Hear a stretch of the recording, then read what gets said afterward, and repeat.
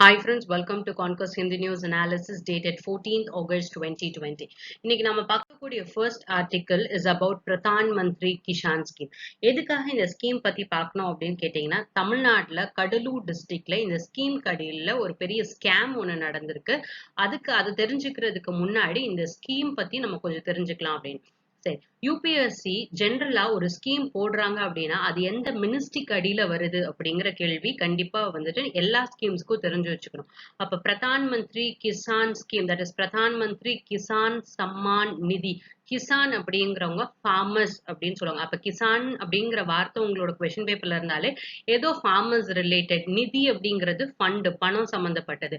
சரி, இந்த கிசான் ஸ்கீம் எந்த டிபார்ட்மெண்ட்டுக்கு அடியில இருக்குன்னா, department of agricultural cooperation and family welfare.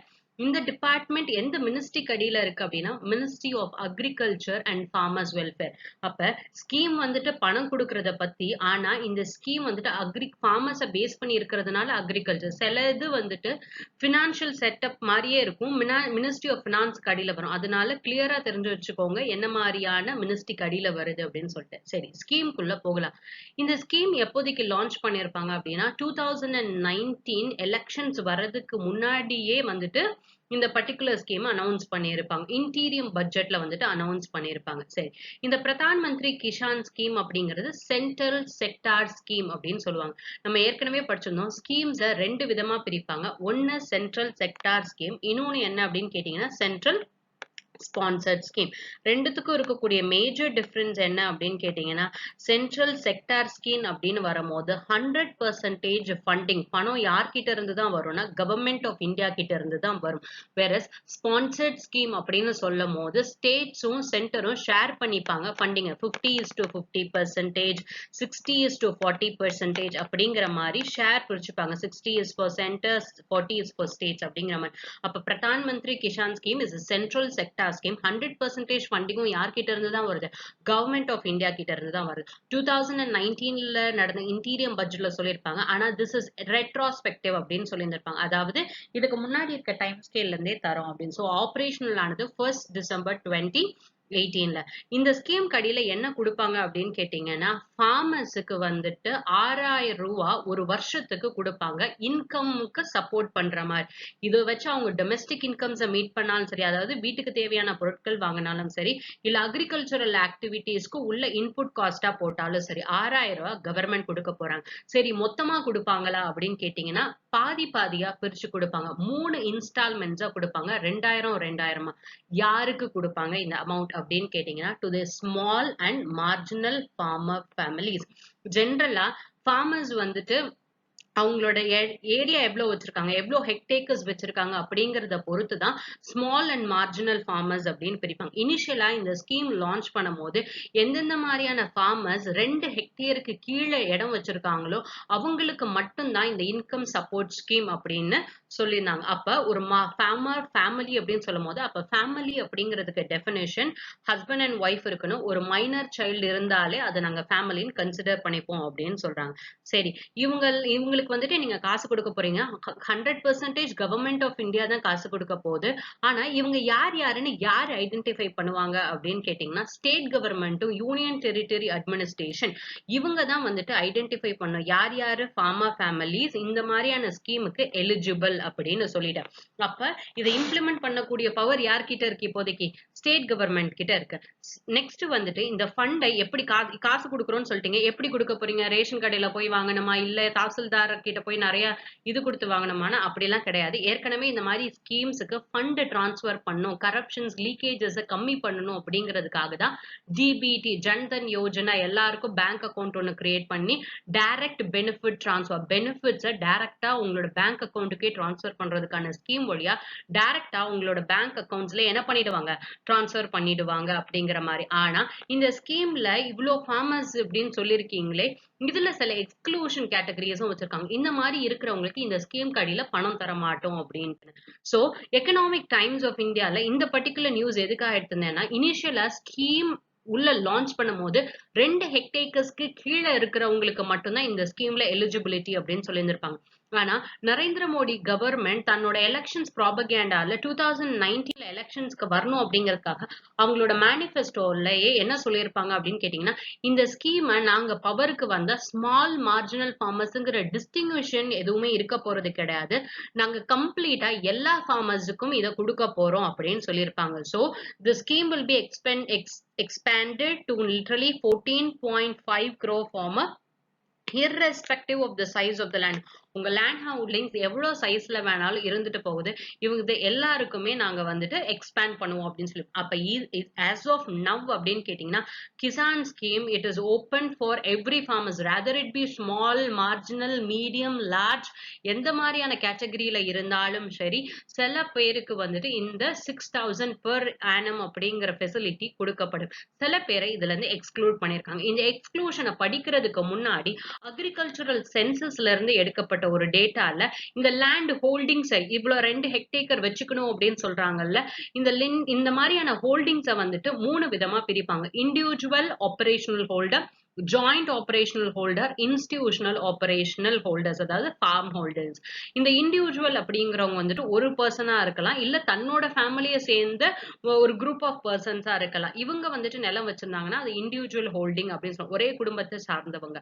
இதுவே ஜாயிண்ட் ஹோல்டர்ஸ் அப்படின்னு வரும்போது ஒண்ணுக்கு மேற்பட்ட பர்சன், 2 ஆர் மோர் பர்சன்ஸ், ஆனா ஒரே குடும்பத்துல இருந்து இருக்கக்கூடாது, வேற வேற குடும்பத்துல இருந்து இருக்காங்க. ஆனா அந்த அக்ரிகல்ச்சரல் லேண்டுக்கு எக்கனாமிக் சப்போர்ட்டா இருக்கட்டும், இல்ல ஏதாச்சும் புதுசா டெக்னாலஜி உள்ள கொண்டு வரப்பாங்க, எல்லாத்தையும் ரெஸ்பான்சிபிலிட்டி 2 பேருமே எடுத்துப்பாங்கங்கிற பட்சத்துல it will be called as a joint holding. and the third category என்னன்னு சொல்லுவாங்கன்னா institutional holdings அப்படின்னு சொல்லுவாங்க.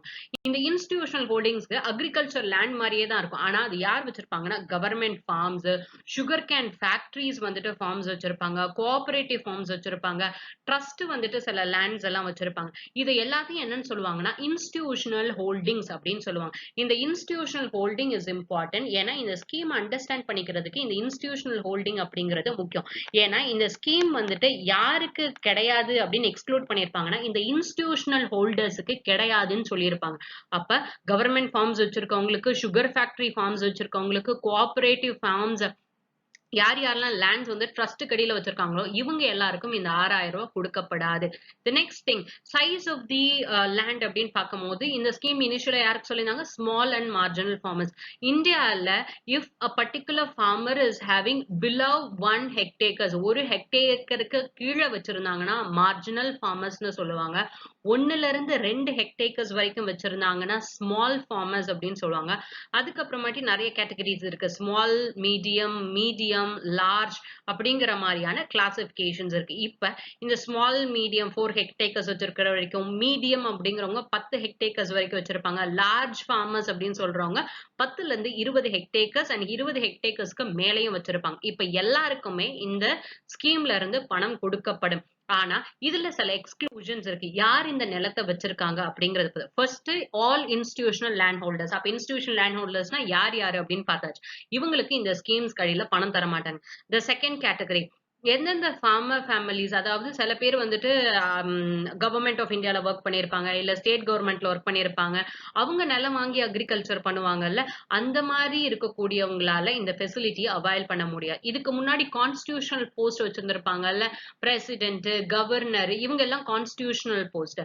இப்ப இருக்கிறவங்களா இருந்தாலும் சரி, இதுக்கு முன்னாடி இருந்தவங்களாலும் சரி, இவங்க ஏதாச்சும் லேண்ட் வச்சிருக்காங்கன்னா அவங்களுக்கு இது தரமாட்டோம். Ministers, state ministers, Lok Sabha members, Rajya Sabha members, legislative assembly, legislative council, municipal corporation, panchayat, இதுல இருக்கக்கூடியவங்களுக்கு இதுல இருந்து காசு தரப்படாது. The next thing is government officials.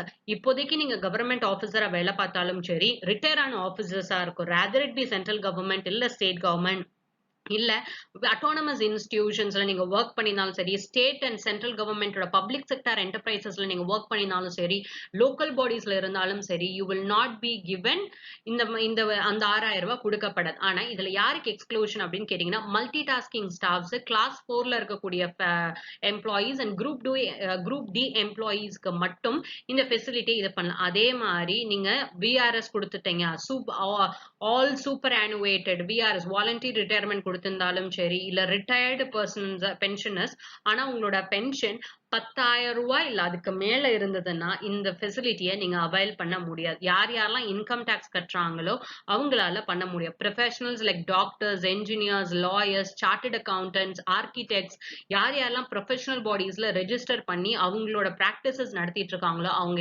யாருக்குமே என்னதான் நிலம் வச்சிருந்தாலும், அவங்க பிரதான் மந்திரி கிஷான் ஸ்கீம்க்கு அடியில காசு வாங்க முடியாது அப்படின்னு சொல்லியிருந்திருப்பாங்க. அப்ப சில எக்ஸ்க்ளூஷன் கேட்டகரிஸும் இருக்கு.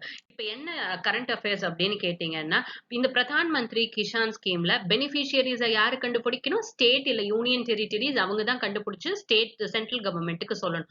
அப்ப இந்த பெனிஃபிஷியரிஸ் கண்டுபிடிக்கிறதுல கடலூர் டிஸ்ட்ரிக்ட்ல கிட்டத்தட்ட 30,000 பேரு இந்த பெனிஃபிஷியரிஸ் வாங்குறதுக்கு அவங்க இன்எலிஜிபிள். ஆனா அவங்க எல்லாம் எலிஜிபிள் அப்படின்னு சொல்லி ரெக்கார்ட்ல கொடுத்து ஒவ்வொருத்தரோட பேங்க் அக்கவுண்ட்டுக்கும் ரூ. 2,000 போயிருக்கு அப்படின்னு சொல்லியிருக்காங்க. சோ அப்ப எவ்வளோ நம்பர் ஆஃப் எக்ஸாக்ட் நம்பர்ஸ் வந்துட்டு என்கொயரி பண்ணி தான் கண்டுபிடிக்க முடியும்னு சொல்லியிருக்காங்க. பிரைமரி இன்வெஸ்டிகேஷன்ல என்ன தெரிய வந்திருக்கு அப்படின்னு கேட்டீங்கன்னா, இந்த அக்ரிகல்ச்சர் டிபார்ட்மெண்ட் அந்த டிஸ்ட்ரிக்டோட அக்ரிகல்ச்சர் டிபார்ட்மெண்ட் அபிஷியலோட பாஸ்வேர்டை யாரோ ஹேக் பண்ணி, ஏன்னா ஒவ்வொரு போர்ட்டலும் யார் யார் பெனிஃபிஷியரிஸ் அப்படி ஏன்னா டைரக்டா கேஷ் டிரான்ஸ்பர் ஆகுது இல்ல. சோ அப்ப எல்லாமே டிஜிட்டலைஸ்டு கைண்ட் ஆஃப் இது. அதுல பாஸ்வேர்டை வந்துட்டு யாரோ திருடிட்டாங்க. அது மூலியமா தான் வந்துட்டு இந்த மாரி இல்லீகல் பெனிஃபிஷியரிஸ யாரோ ஒரு மிடில்மேன் வந்துட்டு உள்ள இன்சர்ட் பண்ணியிருக்காரு அப்படின்னு சொல்லியிருக்காங்க. சோ இதுதான் இன்னையோட article. The next article that we'll see is Prime Minister announces taxpayers charter அப்படின்னு சொல்லிட்டு ஒரு ஆர்டிக்கல் இருக்கு. சரி, இந்த டாக்ஸ் பேயர்ஸ் சார்ட்டர்ஸ் அப்படின்னு படிக்கிறதுக்கு முன்னாடி டாக்ஸ் சிஸ்டம் அப்படின்னு எடுத்துட்டீங்கன்னா 2 விதமா டிஃபரன்ஷியேட் பண்ணணும். ஒன்னு வந்துட்டு டைரக்ட் டாக்ஸ் சிஸ்டம், இன்னொன்னு வந்துட்டு indirect tax system. Government direct டாக்ஸா இருந்தாலும் சரி, இன்டைரக்ட் டாக்ஸஸா இருந்தாலும் சரி, ரெண்டுத்துலயுமே என்ன பண்ணணும்னு நினைச்சிட்டு இருக்காங்கன்னா சில ரெஃபர்மேஷன்ஸ் கொண்டு வரணும் அப்படின்னு நினைச்சிட்டு இருக்காங்க. ஜென்ரலா மக்களுக்கு நமக்கு என்னங்க வந்துட்டு பிரச்சனையா இருக்கும்? டாக்ஸ் கட்ட போனா எவ்வளவு அமௌண்ட் கட்டணும், என்ன ஸ்லாபுக்கு அடியில வரும், இதை எடுத்துட்டு போகும்போது இந்த டாக்குமெண்ட் சரியில்லை, அந்த டாக்குமெண்ட் சரியில்லைன்னு நம்மள திருப்பி திருப்பி அனுப்புறதா இருக்கட்டும், இல்ல சில நேரம் வந்துட்டு நம்மளோட டாக்ஸ் அமௌண்ட் நம்ம எவ்வளவு டாக்ஸ் கட்டணுமோ அதை விட ஜாஸ்தியாவே புடிச்சிருந்திருப்பாங்க. அப்ப நம்ம திருப்பி ரீஃபண்டுக்கு போய் அடிக்கடி அலைஞ்சுக்கிட்டே இருக்கிற மாதிரியான சிச்சுவேஷன்ஸ். ஒருவேளை டாக்ஸ் ஒழுங்கா ஃபைல் பண்ணப்படல அப்படிங்கும் போது சில பேருக்கு நோட்டீஸ் எல்லாம் வரும். ஆனா அவங்க கட்டியிருந்திருப்பாங்க. ஆனா ஒழுங்கா ஏதோ ஒரு இடத்துல அசஸ்மெண்ட் ப்ராப்பரா நடக்காததுனால நீங்க கட்டவே இல்லை, திருப்பி கட்டுங்க அப்படிங்கிற மாதிரி எல்லாம் சில பேருக்கு வந்துட்டு லெட்டர் இந்த மாதிரி எல்லாம் வரும். அப்ப உண்மையாலேயுமே சில பேர் வந்துட்டு கவர்மெண்ட்டுக்கு பயந்து நம்ம வந்துட்டு சம்பாதிக்கிற காசுல இருந்து சில பங்கு வந்துட்டு கவர்மெண்ட்டுக்கு டாக்ஸா கட்டணும் அப்படின்னு கட்டுறாங்க. அந்த டாக்ஸா கட்டுறவங்களுக்கும் கூட என்ன மாதிரியான பிரச்சனை இருக்குன்னா, தேவையில்லாம டாக்ஸ் கட்டணும்னாலே ஒரு பெரிய பேர்டன் மாதிரி ஆக ஆரம்பிச்சிருச்சு. ரொம்ப நாள் உட்காந்து கால்குலேஷன்ஸ் போடணும், நிறைய சம்பளம் வாங்கணும், ஒரு ஆடிட்டரை பார்க்கணும், அவருக்கு காசு கொடுக்கணும், அவரு கால்குலேஷன்ஸ்ல எந்த இடத்துலயும் தப்பு விட்டுறக்கூடாது அப்படிங்கிற மாதிரியான எக்கச்சக்க டென்ஷன்ஸ். நமக்கு இந்த டாக்ஸ் ரிட்டர்ன்ஸ் ஃபைல் பண்றதே ஒரு காம்ப்ளெக்ஸான ப்ராசஸ் மாதிரி இருக்கு. எப்ப ஒரு விஷயம் ரொம்ப பெருசா காம்ப்ளெக்ஸா தெரிய ஆரம்பிக்குதோ அது எதுக்கு பண்ணிக்கிட்டு அப்படின்னு யாரும் கம்பைல் பண்ண மாட்டாங்க. கம்பைலன்ஸ் அப்படிங்கிறது ரொம்பவே கம்மியா இருக்குது அப்படிங்கிறது. அப்ப இந்தியால டாக்ஸ் ரெவென்யூ அப்படிங்கிறது நம்ம ஜாஸ்தி பண்ணணும் அப்படிங்கிறது தெரியும். ஆனா ஒருத்தர் மேலேயே நிறைய டாக்ஸ் போட நிறைய சம்பாதிக்கிறார், 1 கோடி ரூபாய் சம்பாதிக்கிறாரு, 20% டாக்ஸ் போடு அப்படின்னு சொல்றாங்க. அப்படின்னா டாக்ஸ் ரேட் என்ன ஆயிட்டே இருக்கு? இன்க்ரீஸ் ஆகிக்கிட்டே இருக்கு. ஒரு பாயிண்ட் ஆஃப் டைம்ல டாக்ஸ் ரேட் இன்க்ரீஸ் ஆக நிறைய பேர் என்ன பண்ண மாட்டாங்கன்னா கட்ட மாட்டாங்க. அப்ப டாக்ஸோட ரெவென்யூ என்ன ஆக ஆரம்பிச்சிரும்? டிக்ரீஸ் ஆக ஆரம்பிச்சிருங்கிற சிச்சுவேஷன். அப்ப இந்த டிக்ரீஸ் ஆகக்கூடிய சிச்சுவேஷன்ல நிறைய பேர் காசை வெளியில காமிக்காம பிளாக் மணி அப்படிங்கிற மாதிரி ஆயிடும். அப்ப டாக்ஸ கம்பைல் பண்ண வைக்கணும். டாக்ஸ் ரெவென்யூ ஜாஸ்தியா வரணுங்கிறதுக்கு நிறைய பேர் என்ன சொல்லியிருந்தாங்கன்னா, நீங்க கொஞ்சம் பேரை தானே டாக்ஸ் பண்றீங்க, 5 லட்சம் வரைக்கும் டாக்ஸே கிடையாது, அதுக்கு மேல இருக்கக்கூடியவங்களுக்கு தான் டாக்ஸ். அப்ப அந்த 5 லட்சத்துல வந்துட்டு நிறைய ரெவென்யூஸ் வந்துட்டு லாஸ் ஆகுது. டாக்ஸ் பேஸ வந்துட்டு இன்க்ரீஸ் பண்ணுங்க, நிறைய பேரை டாக்ஸ் சிஸ்டத்துக்குள்ள உள்ள கொண்டு வாங்க அப்படிங்கிற மாதிரியான சஜஷன்ஸ் எல்லாம் இருக்கு. அப்ப ஈஸியா இதோட எய்ம் என்ன அப்படின்னு கேட்டீங்கன்னா, ஃபர்ஸ்ட் காம்ப்ளெக்ஸா இருக்கக்கூடிய ப்ரொசீஜர்ஸை நம்ம சால்வ் பண்ணும். காம்ப்ளெக்ஸா இருக்கிறதே ஒரு பெரிய ப்ராப்ளம். அப்ப நம்ம போடக்கூடிய டாக்ஸ் சிஸ்டம் வந்துட்டு பீப்புள் சென்ட்ரிக்கா இருக்கணும், பீப்புளுக்கு வந்துட்டு ஃப்ரெண்ட்லியா இருக்கணும், பியூரோக்ராட்ஸுக்கு ஃப்ரெண்ட்லியா இல்லாத மாதிரி. செகண்ட் வந்துட்டு எவ்வளவுக்கு ஃபாஸ்டா வந்துட்டு ரீஃபண்ட்ஸ் கொடுக்க முடியுமோ அது எல்லாத்தையும் சட்டுன்னு கொடுக்கணும், யார் யாரெல்லாம் ஹானஸ்டான டாக்ஸ் பேயர்ஸ் இருக்காங்களோ. அப்ப டாக்ஸ் சிஸ்டம் சிம்பிளிஃபை பண்ணணும், டாக்ஸ் ரேட்ஸை ரெடியூஸ் பண்ணணும், டாக்ஸ் பேஸை இன்க்ரீஸ் பண்ணணும் அப்படிங்கிற மாதிரி. அப்ப இந்த மாதிரி டாக்ஸேஷன்ல ரிஃபார்ம்ஸ் கொண்டு வரணும், எஃபிஷியன்ட்டா இருக்கணும் அப்படிங்கிறதுக்காக தான் நிறைய இடத்துல டிரான்ஸ்பரன்சி அப்படிங்கறத பத்தி பேசிட்டு இருக்காங்க. நீங்க இன்கம் டாக்ஸ் டிபார்ட்மெண்ட்குள்ள என்ன பண்றீங்க? என்ன மாதிரியான அசஸ்மெண்ட்ஸ் நடக்குது? எங்களோடது யாரு ஸ்க்ரூட்டனைஸ் பண்ணுவாங்க? யார்கிட்ட நீங்க ஜூரிஸ்டிக்ஷன குடுப்பீங்க? நீங்க வந்துட்டு ரொம்ப க்ளோஸா இருக்கக்கூடிய இடத்துல எங்களோட இன்கம் டாக்ஸ இவங்க தான் அசஸ் பண்ண போறாங்க, இவங்க தான் பண்ண போறாங்க அப்படிங்கிற ஒரு இடத்துல பியூரோக்ரட்டிசத்துக்கு வந்துட்டு என்ன மாரி இருக்கும் அப்படின்னு கேட்டீங்கன்னா, ஒரு விதமான ஒரு பதட்டம் இருக்கும் அவங்க கிட்ட. இல்ல அவங்க கரப்ட் பிராக்டிசஸ்னால இன்வால்வ் ஆயிருப்பாங்க. இது எல்லாத்தையுமே நம்ம கம்ப்ளீட்டா கரப்ஷனே இது பண்ணணும். அட் த சேம் டைம் எஃபிஷியன்ட்டா இருக்கணும். நம்ம 4 மாசம், 3 மாசம்லாம் டாக்ஸுக்காக அலைஞ்சிட்டு இருக்க முடியாது. ஈஸியான ப்ராசஸ் இருக்கும்போது it will become as efficient also. அப்படிங்கிறதுனால தான் ஏற்கனவே கவர்மெண்ட் நெறைய விதமான ரிஃபார்ம்ஸ வந்துட்டு கொண்டு வந்திருக்காங்க இந்த டாக்ஸ் ஸ்ட்ரக்சர்ஸ்ல. ஒரு விஷயம் என்ன சொல்லியிருப்பாங்க அப்படின்னு கேட்டீங்கன்னா, டாக்குமெண்ட் ஐடென்டிஃபிகேஷன் நம்பர். என்ன மாரியான டாக்குமெண்ட்ஸ் அரைஸ் ஆனாலும் சரி, அதுக்குன்னு ஒரு ரேண்டமா ஒரு official number, document identification number அப்படின்னு ஒண்ணு கிரியேட் பண்ணிருந்தாங்க. அப்ப என்ன மாரியான communication, every communication of a department would carry a computer generated unique documentation identification number.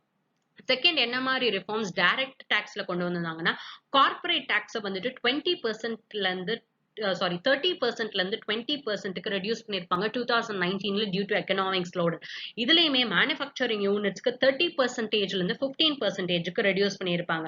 Dividend distribution tax அப்படிங்கறத அபாலிஷ் பண்ணிருப்பாங்க. பிளஸ் இன்கம் டாக்ஸ் பேஸ்க்கு நீங்க ப்ரீ ஃபைலிங் பண்ணலாம், அட்வான்ஸா நீங்க டாக்ஸ் பே பண்ணிக்கலாங்கிற மாதிரியான ஃபெசிலிட்டிஸ்லாம் வந்திருக்கும். அப்ப ஏற்கனவே நிறைய ரிஃபார்ம்ஸ் கொண்டு வந்ததுல இப்ப இந்த டிரான்ஸ்பரண்ட் டாக்ஸேஷன் அப்படிங்கிறது ஒரு பிளாட்ஃபார்ம், ஒரு போர்ட்டல். இது வழியா என்ன பண்ணப்படும் அப்படின்னு கேட்டீங்கன்னா, ஃபேஸ்லெஸ் அசஸ்மெண்ட். நம்ம அடிக்கடி இன்கம் டாக்ஸ் ஆபீஸ்க்குலாம் போயிட்டு வரணுங்கிற அவசியம் கிடையாது. Faceless appeal. இந்த ஏதாச்சும் ஒரு ப்ராப்ளம் வருது, அந்த இடத்துல அப்பீல்ஸ் எப்படி போகுது அப்படின்னா ஃபேஸ்லெஸ் அப்பீல். இது எல்லாத்தையும் பத்தி நம்ம டீடைல்டா கீழே படிப்போம். Next is tax payers charter. அதாவது கிரிவென்சஸை நீங்க யார்கிட்ட போய் சொல்லுவீங்க அப்படிங்கறது இந்த டாக்ஸ் பேயர்ஸ் சார்ட்டர்ஸ் அப்படிங்கிறது. சிட்டிசன் சார்ட்டர் மாதிரி தான் கிட்டத்தட்ட. என்ன மாதிரியான ரெஸ்பான்சிபிலிட்டிஸ் அந்த கவர்மெண்ட் அஃபீஷியலுக்கு இருக்கு, என்ன மாதிரியான டியூட்டிஸ் ஒரு சிட்டிசனுக்கு இருக்கு அப்படிங்கிற மாதிரி. சோ இது எல்லாத்தையும் சொல்லும் போது இவர் எந்த வார்த்தையும் சேர்த்து சொல்றாரு அப்படின்னு கேட்டீங்கன்னா, நிறைய பேரு முன் வந்து டாக்ஸ் பே பண்ணும் போதுதான் கண்ட்ரி வந்துட்டு செல்ஃப் ரிலையன்ட் ஆகும். ரெவென்யூ நிறைய ஜெனரேட் ஆகுமா, அதை வச்சு நம்ம நிறைய இன்வெஸ்ட்மெண்ட் பண்ணலாமா, இன்வெஸ்ட்மெண்ட்ஸ் ப்ரொடக்ஷன்ல இருக்கு அப்படிங்கிற பட்சத்துல நம்ம செல்ஃப் ரிலையன்ட் ஆயிருவோம் அப்படிங்கிற மாதிரிதான். இதுல ரெண்டு விஷயம், faceless assessment and your tax payer charter. இது ரெண்டுத்தையும் வந்துட்டு உடனே வந்துட்டு இம்ப்ளிமெண்ட் பண்றாங்க. இந்த ஃபேஸ்லெஸ் அப்பீல் அப்படிங்கறத மட்டும் September 25 the birth anniversary of Deendayal Upadhyaya அன்னைக்கு, அவரோட பர்த்டே அன்னைக்கு லான்ச் பண்ண போறாங்க. சரி, இந்த அசஸ்மெண்ட் சிஸ்டம் என்ன பண்ணுது அப்படின்னு கேட்டீங்கன்னா, it will eliminate the corrupt practices. ஏன்னா டெரிட்டோரியல் ஜூரிஸ்டிக்ஷன் இப்போதைக்கு கிடையாது அப்படின்னு சொல்லியிருக்காங்க. சரி, என்ன பண்ண போறாங்க அப்படின்னு கேட்டீங்கன்னா, எல்லாரோட டாக்குமெண்ட்ஸும் ஒரேடியா மொத்தமா இருக்கும். டெக்னாலஜி யூஸ் பண்ணி வந்துட்டு ரேண்டமா ஒவ்வொருத்தவங்களோட அசஸ்மெண்ட்டையும் வெவ்வேறு கண்ட்ரீஸ்ல இருக்கக்கூடிய எல்லா இன்கம் டாக்ஸ் அபிஷியல், இந்த ஜூரிஸ்டிக்ஷன் அப்படின்னா மதுரைனா நீங்க மதுரையில இருக்க இன்கம் டாக்ஸ் ஆபீஸ், அந்த மாதிரி ஜூரிஸ்டிக்ஷன் டிஃபரன்சஸ் இல்லாம இது என்ன பண்ண போறாங்க, இந்தியால இருக்கக்கூடிய எல்லா ஐடி அபிஷியல்ஸ்க்கு ரேண்டமா பிரிச்சு கொடுக்க போறாங்க. சரி, இந்த ரேண்டமா பிரிச்சு கொடுக்கறதுக்கு தான் இந்த டாக்குமெண்ட் ஐடென்டிபிகேஷன் நம்பர். நம்ம ஏற்கனவே சொல்லியிருந்தோம்ல, என்ன மாதிரியான கம்யூனிகேஷன்ஸ் டிபார்ட்மெண்ட்குள்ள நடந்தாலும் ஒவ்வொரு டாக்குமெண்ட்டுக்கும் ஒரு ஐடென்டிபிகேஷன். அப்ப இந்த டாக்குமெண்ட் நாங்க இவர்கிட்ட இன்னைக்கு இத்தனை தேதியில நாங்க சப்மிட் பண்ணிருக்கோம், இவர் இதுக்குள்ள ரிவைவ் பண்ணி கொடுக்கணும். அப்ப டிரான்ஸ்பரண்டா இருக்கா ப்ராசஸ். அதே மாதிரி ரிவ்யூ ஆஃப் தி ஆர்டர்ஸ். அப்ப ஒரு அசஸ்மெண்ட் பண்றவங்க ஒரு இடத்துல இருப்பாங்க, அதை ரிவ்யூ பண்ணக்கூடியவங்க ஒரு இடத்துல இருப்பாங்க. இதே மாதிரி வேற ஒரு இடத்துல வந்துட்டு இதை கம்ப்ளீட்டா அனலைஸ் பண்ணி இன்வெஸ்டிகேட் பண்றோம். அப்போ ஒவ்வொரு இடத்துலயும் ஒவ்வொரு பேர் இருப்பாங்க. So this is using data analytics and artificial intelligence அப்படின்னு சொல்றாங்க. அதே மாதிரி இப்பல இருந்து director general of income tax investigation, principal commissioner of IT, chief commissioner of IT TDS, இவங்க எல்லாருமே இது வரைக்கும் இன்வெஸ்டிகேஷன், ஸ்க்ரூட்டனிட்டி எல்லாமே பண்ணிட்டு இருந்தாங்க. இப்ப இவங்க வந்துட்டு they will be the only competent authority for approving survey actions. என்னென்ன மாதிரி சர்வே ஆக்ஷன்ஸோ அதை அப்ரூவ் பண்ணுவாங்க. டு கேதர் இன்ஃபர்மேஷன் மட்டும் தான் இவங்க கேதர் பண்ண போறாங்க ஸ்க்ரூட்டனிட்டி அண்ட் அசஸ்மெண்ட்டுக்கு. மத்தபடி இருக்கக்கூடிய மத்த ப்ராசஸஸ் எல்லாமே வந்துட்டு வெளியாட்கள் தான், ஒவ்வொருத்தரும் ஒவ்வொரு வேலை பண்ண போறாங்க அப்படிங்கிற மாதிரி. இதனால என்ன ஆகும், இதனால என்ன சார் பெனிஃபிட்? இப்போ ஒருத்தர் ஜூரிஸ்டிக்ஷன் இருந்தாங்க, இப்ப நீங்க மாத்தி மாத்தி வேற யார் வேணாலும் இந்தியாக்குள்ள பண்ணலாம் அப்படின்னு சொல்றீங்க. அப்படிங்கும் போது தேவையில்லாத லிட்டிகேஷன்ஸ் வந்துட்டு வராது. ஏன்னா சில ஐடி ஆஃபீசர்ஸ் ஒரு பர்ட்டிகுலர் குரூப் ஆஃப் இண்டஸ்ட்ரிய சப்போர்ட் பண்ணி அவங்களுக்கு சாதகமா நடக்கிறாரு அப்படிங்கும்போது, அது ஏதோ ஒரு இடத்துல என்ன ஆகும்? தட்டுப்படுமா? இதுக்கு மேல வந்துட்டு இவங்க இன்கம் டாக்ஸ் அஃபிஷியல் இவங்களுக்கு சப்போர்ட் பண்ணி ஒழுங்கா பண்ண மாட்றாங்கங்கிற தேவையில்லாத லிட்டிகேஷன்ஸ நம்ம ஸ்டாப் பண்ணிடலாம். தி செகண்ட் திங் இஸ் அஃபீஷியல்ஸுக்கு வந்துட்டு நம்ம டிரான்ஸ்ஃபர் ஆகணும் அப்படிங்கிற டிரான்ஸ்ஃபர் போஸ்டிங். ஏன்னா ஒருத்தருக்கு சாதகமா ஒருத்தர் இன்கம் டாக்ஸ் அஃபீஷியல் நடக்கல அப்படின்னா பெரிய ஆட்களை வச்சு அவங்கள தூக்கிடுவாங்க. தேவையில்லாத ப்ரமோஷன், தேவையில்லாத டிரான்ஸ்ஃபர், இது ஒருத்தரோட எனர்ஜி வேஸ்ட் தானே. பிளஸ் ஒரு சென்ஸ் ஆஃப் ஃபேர்னஸ் அண்ட் ஒரு பயம் இல்லாம இருக்கணும் tax பேயர்ஸ்க்கு.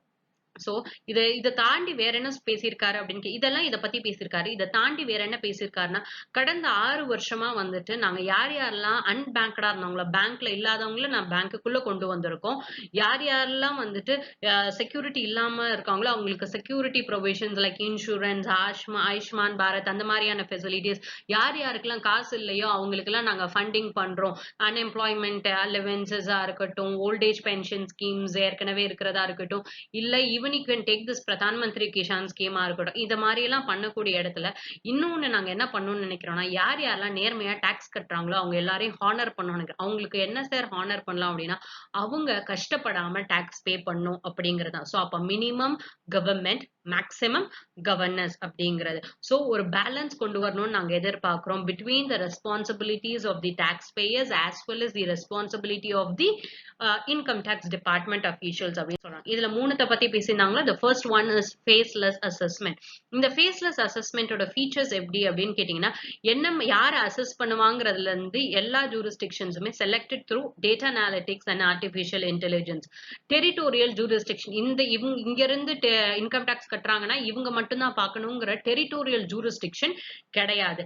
And automated random allocation of cases. இந்த கேஸ்னா இவருக்கு தான் போகும், சரி இந்த இடத்துல இவருக்கு பிரச்சனையா, அப்ப திருச்சிக்கு தான் போகும், மதுரைக்கு தான் கேஸ் போகும், சென்னையில தான் சார் கேஸ் வரும் பாத்துக்கலாம் அப்படின்னு சொல்லுவாங்கல்ல, அந்த மாதிரி எல்லாம் கிடையாது. So automated random allocation of cases. Next இந்த அலோகேஷன் பண்ணுங்கிறதுக்காக டாக்குமெண்ட் ஐடென்டிபிகேஷன் வச்சிருப்பாங்க. அண்ட் நெக்ஸ்ட் திங் இஸ், நீங்க அடிக்கடி போயிட்டு வரணுங்கிற அவசியம் கிடையாது. No physical interface, no need to visit income tax offices, refund வாங்கணும் அப்படிங்கறத இல்ல ஒழுங்கா பேப்பர் ஒர்க் பண்ணலங்கிறத எல்லாத்தையுமே ஆன்லைன் மூலியமா கேட்டுடுவாங்க. அண்ட் ஒரு டீமா வந்துட்டு அசஸ் பண்ணுவாங்க, ரிவ்யூ பண்ணுவாங்க அப்படிங்கிற. இதுல சில பேருக்கு எக்ஸப்ஷன்ஸ். இதுல எல்லாருமே வந்துட்டு நேர்ல போய் பார்க்க முடியாதா, பெரிய கிரைம் பண்ணா கூட நீங்க ஃபேஸ்லெஸ்ஸா தான் ட்ரீட் பண்ணுவீங்களான்னு கேட்டா அப்படி கிடையாது. சில எக்ஸப்ஷன்ஸ் கொடுக்குறாங்க. சீரியஸான ஃப்ராட் பண்றவங்க, மேஜரா டாக்ஸ் எவேஷன் பண்றக்கூடியவங்க, சென்சிட்டிவ் அண்ட் சர்ச் மேட்டர்ஸா இருக்கட்டும், international tax, black money act, benami property, இந்த மாதிரி வரக்கூடிய இடத்துல இந்த ஃபேஸ்லெஸ் அசஸ்மெண்ட்ங்கிறதெல்லாம் கிடையாது. இதே மாதிரி second one is faceless appeals. அதாவது ஏதோ ஒரு இதுல வந்துட்டு அப்பீல் பண்றீங்க, உங்களோட டாக்குமெண்ட்ஸ்ல ஏதோ சரியா இல்ல, எங்களுக்கு இதை பத்தி இன்ஃபர்மேஷன் வேணும் அப்படிங்கிற பட்சத்துல you are appealing, that is also called is appeal. சரியா? சோ அந்த மாதிரி இருக்கக்கூடிய இடத்துல அந்த அப்பீலண்ட் அப்படிங்கிறதுக்கும் என்ன கிடையாது அப்படின்னு கேட்டீங்கன்னா, இந்த டெரிட்டோரியல் ஜூரிஸ்டிக்ஷன் ரேண்டமா தான் அப்பீல் நடக்கும்.